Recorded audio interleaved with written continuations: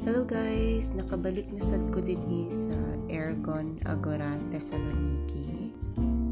Kani siya restaurant at the same time grocery. Naglaag ko, kauban akong amiga, mga pimi diri. Nindot ilang mga baligya diri kay napon sila yung mga fresh meat o mga cheese, tanan na sila fresh baked goodies og lami pod ilahang mga pagkaon kay naay healthy, napoy mga meat. Tanan makita ninyo diri, nindot pod ilahang coffee. Namalit mi og kanang fresh goodies para mong kaunon sa breakfast kay mga pimi dito sa gawas. Sumuna ilahang kitchen.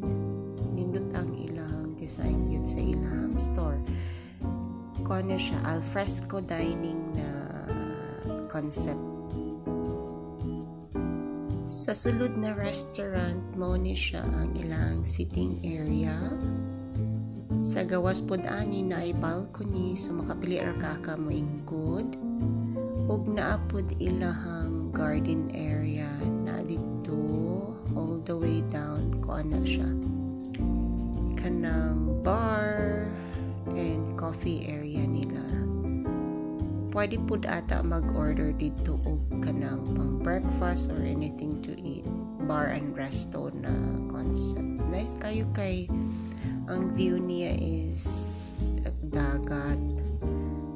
Napod sila yung mga tanom, nindot pa nilang garden. So, kanhi ko diri nag-hangout. Favorite hangout place. Og presko pod kayo ang hangin diring dapita.